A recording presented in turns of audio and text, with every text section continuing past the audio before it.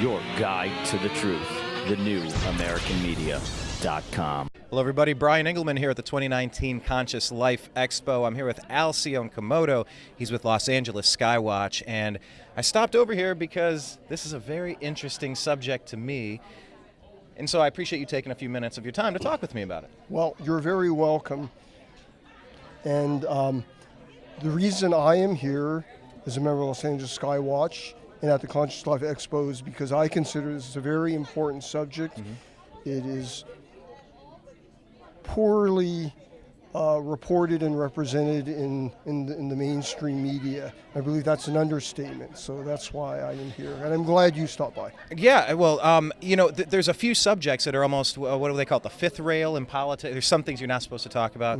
But, there's some subjects that in 2019 you're almost not supposed to say. Flat Earth is a topic that it shouldn't be discussed. Chemtrails shouldn't be discussed. And I guess UFOs and aliens, but I think that's done with Ancient Aliens. I think people are more hip to that.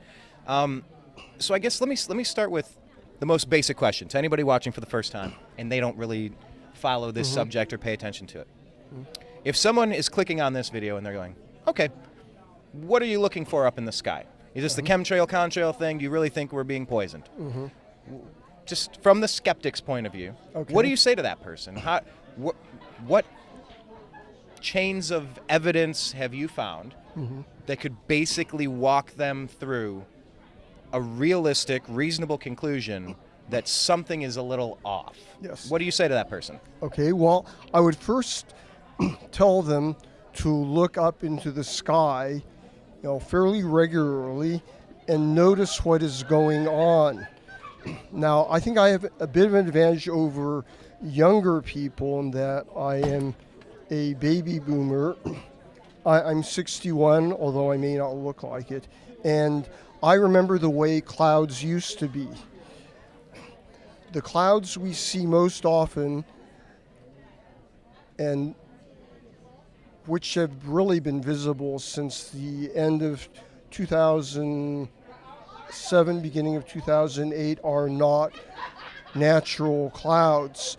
And as you can see on some of the literature we have, they are sprayed in parallel trails like this, or in grids like this. So two sets of parallel lines. There is no natural process, and we can ask meteorologists and climatologists. They'll verify this. We ask them directly. No natural process that can create these. Now, in the mainstream media, perhaps you've heard that these are just contrails. Right, it's a chemtrail, contrail. You hear it all the time. This is a normal byproduct of an airplane in the sky. What are you freaking out about? You've heard that before, just like I have. Yes, but they are two different terms. Now, contrail is a term that's been around a long time, ever since planes have been flying in the sky, and they are caused by the water vapor formed when the hydrogen in the plane's fuel when it's burned, combining with the oxygen to form water, and then as this water vapor leaves the engine's exhaust and is cooled in the atmosphere, it becomes visible as water vapor droplets of water. These are normal and natural, but these contrails, when they appear, they always disappear in a short time.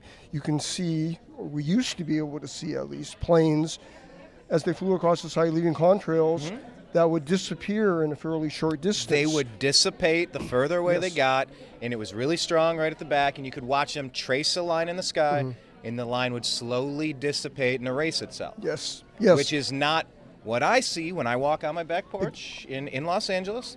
In the same general region, I see one going like this, one fanning off from here. From here, it's almost like a one central point, and it fans out, line, every day. Okay, not every day. Very often when I look out and look up, I'm seeing that, and I'm going, if that was a plane, and by the way, I'm in the path of LAX, and this isn't a normal flight exit. They're not coming from that direction, so what is coming from that direction is one of my questions. So is that enough evidence for someone that says chemtrail, contrail, or what's the response that they say to that? When they go, come on. Well, I point out that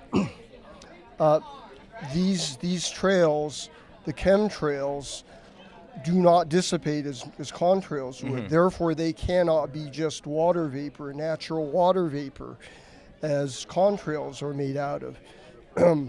So that it has to be something else, something unnatural being added to the atmosphere to not only cause these trails to last, but to dissipate into a very fine, even mist.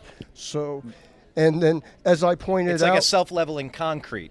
You Right, draw a line, right. and it spreads and balances, and it kind of just coats, like so, a coating. So these cannot be contrails. And as I pointed out also, is that when we see a set of parallel lines, and you understand that if these were just ordinary flight paths of ordinary passenger aircraft, you would not be getting sets of parallel lines. And particularly if you see often, as we do, two sets of parallel lines forming a grid, this cannot be just flight paths of passenger or military aircraft. These aircraft must be there specifically to spray in these patterns. See, it. Well, okay, so the question was asked about, Yes. okay, we're talking about trails that exist, that people are seeing, they're noticing. There's conversation, are they contrails, are they chemtrails? What is inside of them? I see, what in the world are they spraying? Why in the world are they spraying? Yes. You know, Yes. Well, there is content. There is a lot of information available on the internet. As you can see, there's much that has been recorded on DVDs and printed in books here. The consensus is that this material is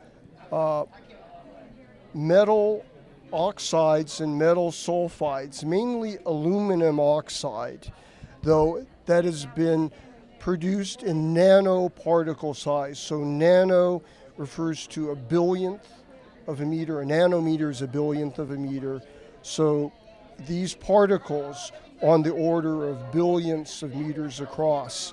And just to give you a comparison, say a liposome, that's a part of an internal part of the cell, an organelle in a cell, and also common viruses that attack our body's cells are on the order of 100 nanometers. So these are actually much smaller. So this is sprayed in the atmosphere, and because of their tiny size, they do attract water droplets. So these are tiny water droplets, but they're much smaller than natural water droplets would be, which form on nuclei, whether it's dust or other things that are much larger. And so, among other the effects, the collateral damage that this causes is the desiccation of the atmosphere locally. In California, we've been having a drought on and off for maybe about the past 20 years. Right. Well, this is one of the causes. So that's what's going on. Now, Okay. Now the why is another Thank question. you. Because, More so is this to protect an ozone layer or exponentially more dangerous solar radiation or solar waves or X-flare, stuff like that? Or is this meant to help us or hurt us? Because that's the question. It's like, well, why would whoever's behind this be hurting the people on the planet if they live on this planet? What theories have you heard? Which ones are good ideas and which ones are less likely in your opinion? Well, first of all, one of the main agendas that these and many other authors and speakers have found, and maybe I'll mention here that they aren't just making this stuff up, is that there are scientists who have tested what's going on, this material, particularly our water and our soil, and found residue of these particles. Heavy metals Right. The metal oxides and sulfides I've mentioned. And I mentioned aluminum, but there's also definitely barium and strontium, all occurring in much higher quantities than is natural for these locations. much higher, 1 to 2 orders of magnitude more. So one of the main agendas, as I was saying, seems to be to control the weather. Now, there's a very weather manipulation. Yes, there's a very interesting military document that was written about, I believe it was in the turn of the 21st century, called Owning the Weather by 2025. And it is still available online. If you care to look it up, you can search for this, Owning the Weather by 2025, and it lays out in some detail the military's idea of how they can control weather. Now, this being the military is not really for our benefit. The military realizes then that weather can be used as kind of an ultimate weapon. I mean, if we can send storms, create storms at will and send them on an enemy, if we can intensify the natural storms there, or if we can dry them out. So that the water, they have no water, then this is an extremely powerful weapon. You can ruin people that way. So yes. So that's one agenda. Now, as part of this, there has been some experimentation with controlling the amount of solar radiation. Right. And one of the terms that you'll run into, that's typically bureaucratic, obscuring one, is called solar radiation management, or SRM. Okay. And the alleged purpose of this, and I'm giving you an official story here, and as you listeners know, whenever you hear an official story, the first thing you should do is question it. But always do your own research. Yes. Never believe anything anybody tells you, especially me. Especially me. Never believe it. Look for it yourself. Yes, we all need to become our own journalists, citizen journalists. So what the part of the official story is that this is an experiment to try to reduce the amount of solar radiation coming in to try to cool the planet down. Right, to combat global warming or climate change. Well, this assumes two things, though, two huge unmentioned assumptions. One is that assuming the planet is warming, that solar radiation is actually the cause of this warming. The other one is that the planet is actually warming. And from what I personally have seen and read and heard, there's very good cause to question both of these assumptions.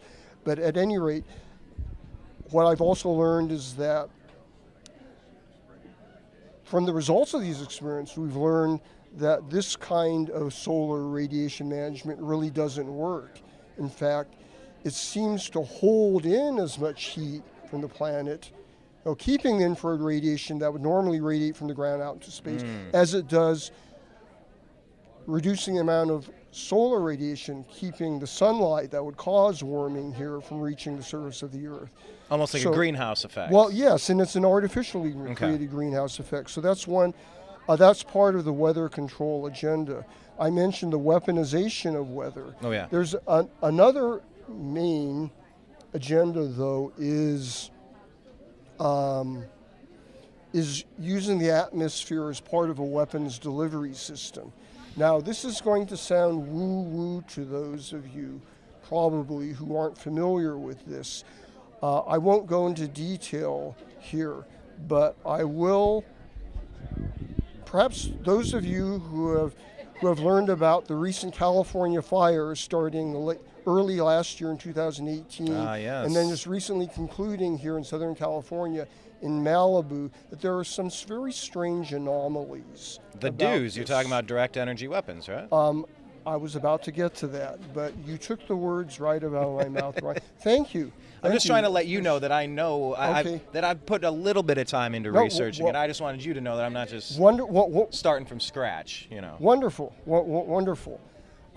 Yes, in a word, yes.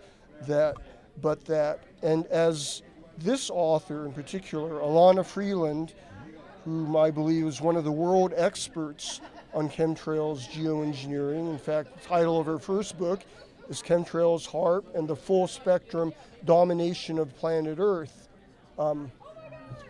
Yes. So this woman has, through her own research and through her extensive network of contacts, of insiders in the military, what she calls the military industrial intelligence complex, has found that the weaponization of space, the weapons that were publicly announced as being developed under the Reagan administration, perhaps you remember the Strategic Defense Initiative, SDI, and that was supposedly ended. This is Star Wars. Yes, Star Wars. Well, it never actually ended. It was expanded. I'm so surprised. Yes. What a shock. So, so we've got basically particle beam and laser beam weapons now orbiting the Earth. What they, particularly the particle beam weapons, need is an electrically conductive medium.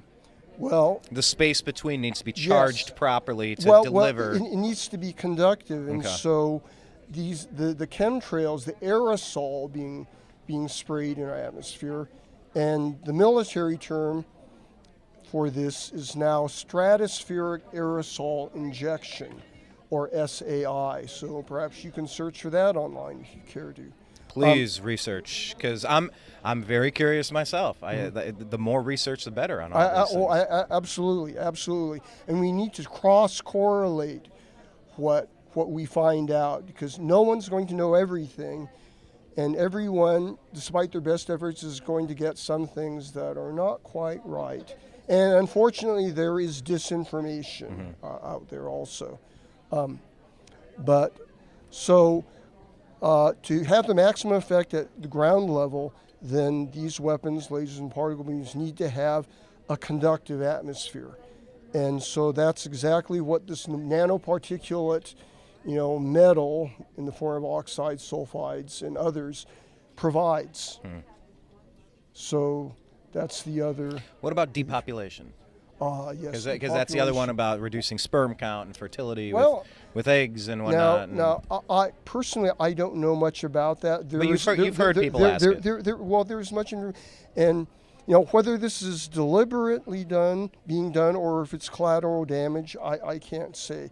But the aerosols by themselves, nanoparticulate, metal compounds, are themselves terribly harmful to human health, actually the health of every living thing on planet Earth.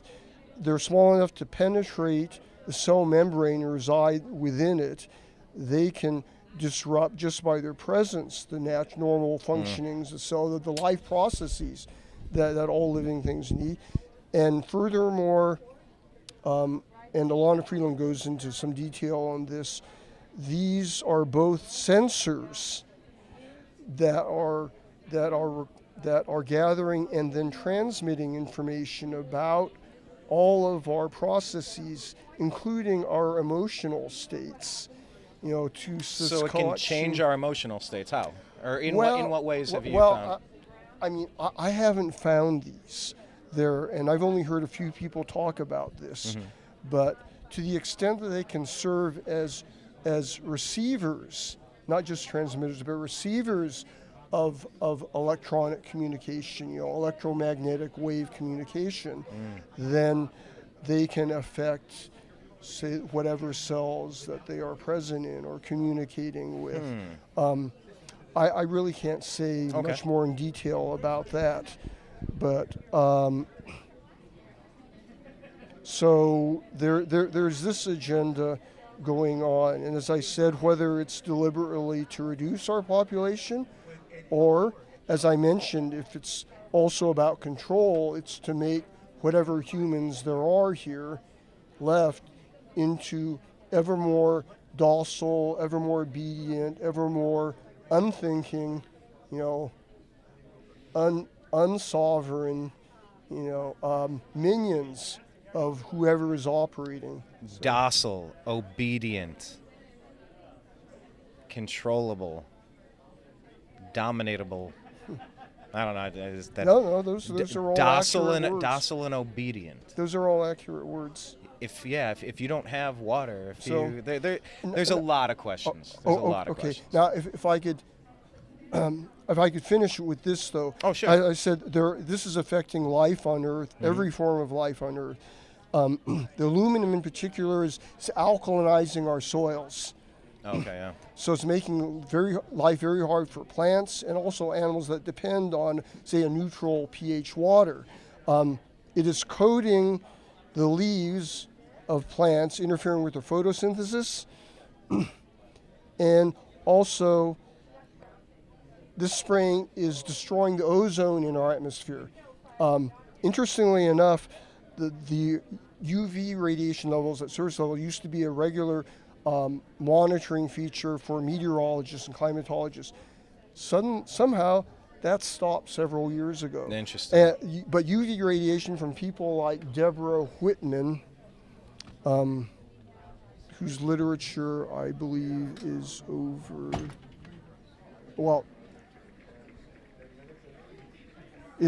there. She says that the UV radiation levels that she's measured are far higher, several times higher than they normally should be. And this, of course, is destroying plant life on Earth. Plus, there is the drought that I mentioned is being artificially created. And the drought is being created not just by the aerosol, but by the large microwave and antenna arrays, HARP and others, that can literally push weather around, create or destroy fronts. And we can see this on NASA and NOAA's own websites. You can see straight lines that are blocked, where the clouds have been blocked from coming ashore in California and along the west coast of the United States. In fact, we know that the jet stream, which used to bring winter storms to California from the Gulf of Alaska, has been diverted, and we can see this now. We can go look back at the history, and we can see what it is now. Now the jet stream goes above the west coast and comes down through the center of the country and then heads east. So all of these things, you can chart back over the decades and see changes. What you're getting at. There's some evidence to look at and do some research on, which is the main point of this. Please do some research. And it brought up, I want to make sure people know how to find you so they can check out what you guys are up to and where you're doing your research. But it just reminded me of one thing I wanted to say, because we got to wrap this up. But when you were talking about the soil, all of that, it got me thinking, well, of course, then wouldn't it be great if a company came by with seeds that have been maybe genetically engineered, so that, wow, look, we have the only things that will grow here. Don't you want to buy our seeds, or do you not want to live? Right. And it's like, well, that's such an interesting concept. It's something a supervillain would do. So it's cartoonishly fiendish, but let's ponder what if. Just ponder. Well, we know that Monsanto has genetically engineered seeds to be resistant to its pesticide, its herbicide Roundup. Yep. So here is another huge business opportunity. I would say, why not? We'll save you from ourselves. Just buy our product. Yes, we'll save you from ourselves. Yes, and thank you, Brian, for pointing out our website address, which is losangelesskywatch.org. If you visit that or any of these other people's, you'll find links to many other websites. So. Oh, okay. Yes. So our founder has just told us to remind you that we have a regular monthly meeting. It is the third Saturday of every month at the Unurban Cafe in Santa Monica from 1 to 4 p.m. And we always have a main speaker, but we also have time for question and answer after the speaker. And at the beginning of the meetings, we always give time for people, attendees, group members, and others to speak. To share with the group what they've observed, what they've read or heard. So that is Los Angeles Skywatch. And we sponsor special event speakers, like Alana Freeland will be coming and speaking in the Los Angeles area between March 20th and March 25th.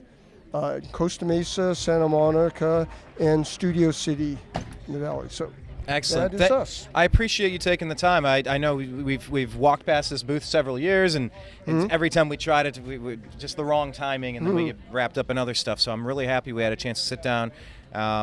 so much. He just gave you so much to go home and research. Do your own homework. Don't believe anything he's saying, especially don't believe anything I'm ever saying. Yeah. Do your own research and leave your comments below. In the comments on Facebook, on YouTube, share it with people. Tell us what you're thinking. Are we off base? Are we on? Are we slightly off? Are we getting some of it right? Some of it, like, we need to know from you. Just the same thing you guys do at your meetups. Have a conversation about it. That's what we're here for. We're not endorsing. We're having conversation about it. So I want to thank you very much for taking a few minutes of your time today. Thank you for stopping by and talking with us, Brian. Your guide to the truth. TheNewAmericanMedia.com.